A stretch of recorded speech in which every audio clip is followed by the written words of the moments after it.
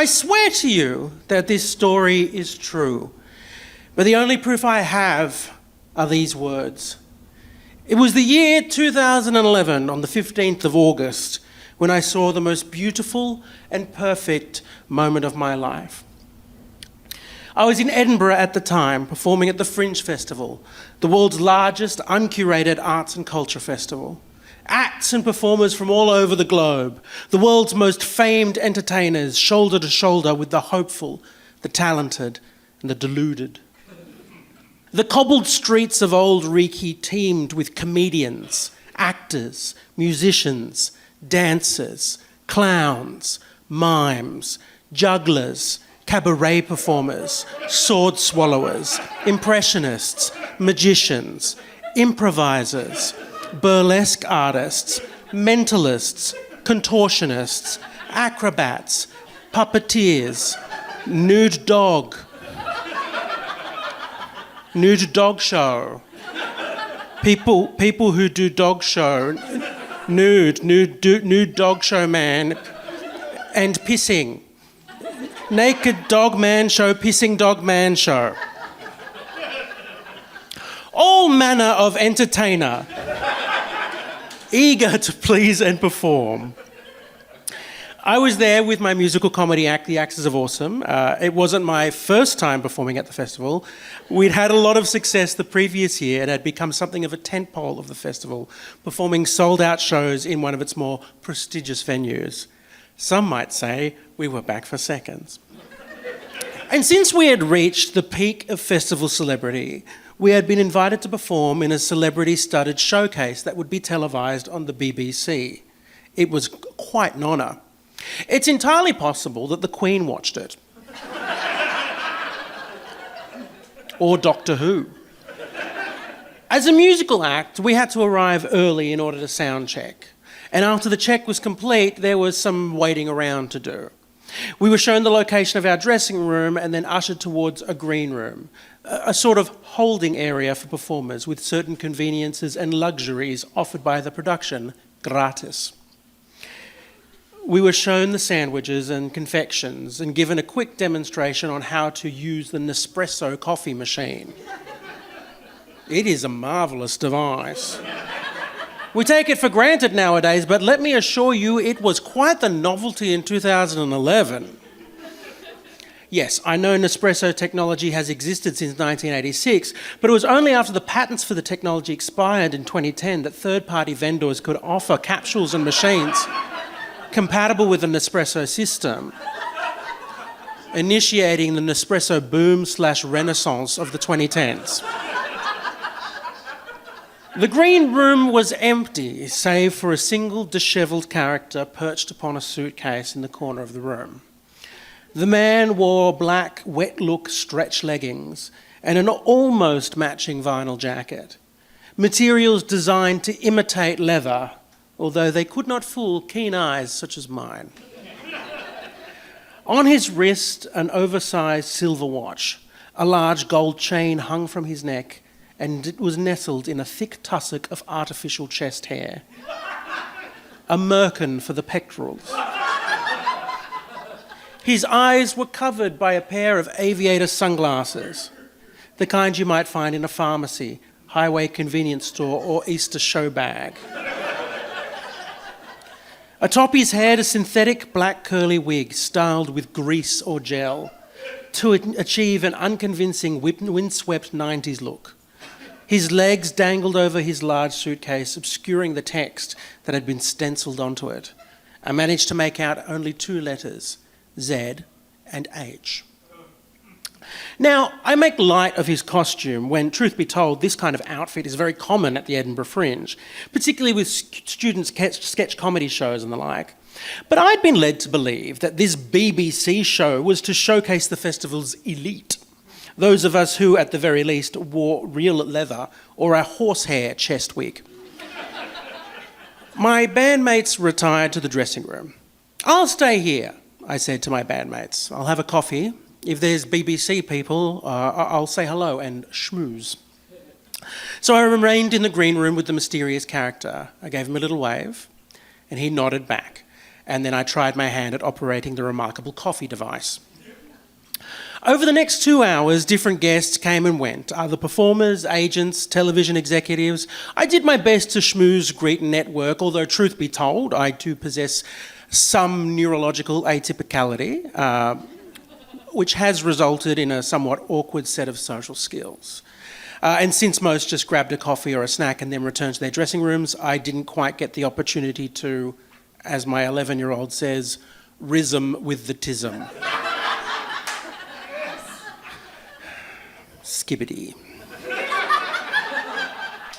Throughout it all, ZH stayed in the corner, perched upon his suitcase, staring his sunglass stare into the middle distance. During another quiet interval, when it was just the two of us, I decided to practice having a conversation. "Hi, I'm Jordan. Are you performing at the festival?" I asked. "Yes," the imitation leather-clad so-and-so replied. What venue are you in?" "I don't have my own show. I'm busking mostly, doing a few spots." "Oh, cool. So is it like a magic act or something?" "No, it's more of a character thing," he said. This was as far as the conversation went, which is pretty good for me. I initiated, I said hello, I introduced myself, and I asked questions about the other person instead of just talking about myself.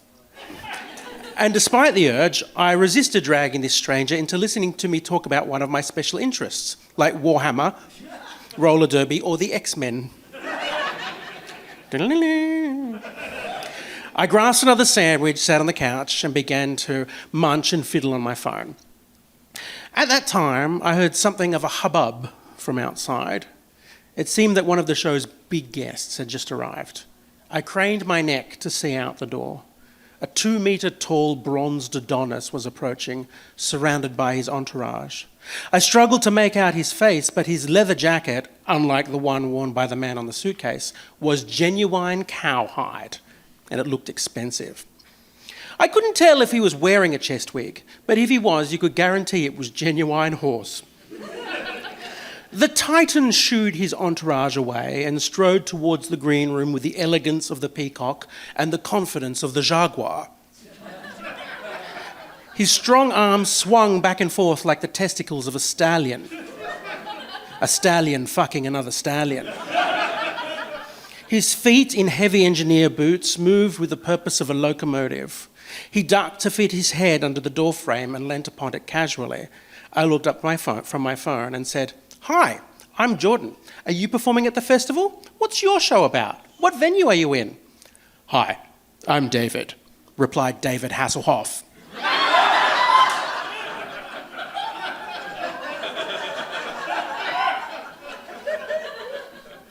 I smiled awkwardly at Baywatch's Mitch Buchanan. Unfazed, the sun-kissed German colossus turned his attention to my strange new friend in the corner.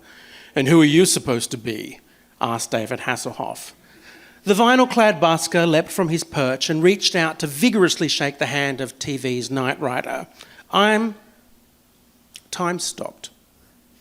The world went silent, and my eyes flickered between the two people in front of me.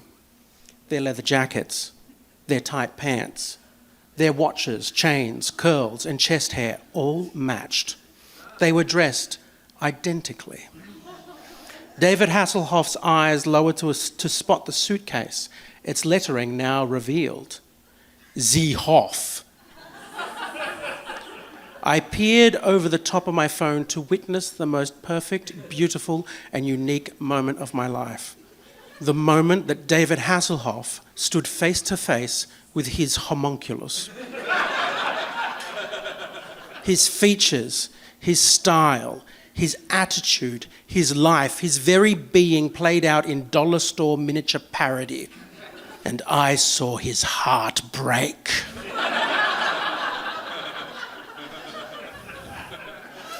I saw a star collapse.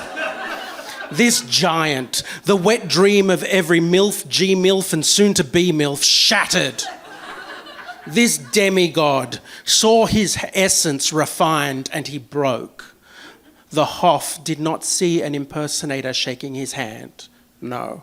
Like Dorian Gray, he instead saw his true reflection. His face fell, his shoulders drooped, his hand went limp as it fell out of his impersonator's grasp. He removed his sunglasses, identical in practically every fashion to those worn by this mini-me in front of him. The Hoff muttered a single syllable. Oh. Perhaps, for the first time in his life, the Hoff was seeing himself the way that the world saw him, not as a himbo, but as a harlequin. And then his ego died. And I saw it. I was witness to such exquisite beauty, hubris, pathos, anagnorisis, catharsis, dragoidia. Humiliated, David Hasslehoff stared into the horizon as he obliged the impersonator with an autograph on one of the impersonator's flyers. Schadenfreude. Shell-shocked, the Hoff left the green room. In place of his rugged swagger was an impotent shuffle. Z. Hoff returned to his perch atop his suitcase, grinning from ear to ear. I returned to the dressing room to tell my bandmates what had transpired. I presumed that the production had found Z. Hoff at the festival and brought him along in order to surprise the Hoff during his segment of the show. But as the evening played out, David Hasslehoff participated in his segments and Z. Hoff was nowhere to be seen. Perhaps David Hasslehoff had shut it down, gotten the producers to give the imposter the boot. Or maybe Z. Hoff was never actually booked to appear on the show and had snuck backstage to meet his hero.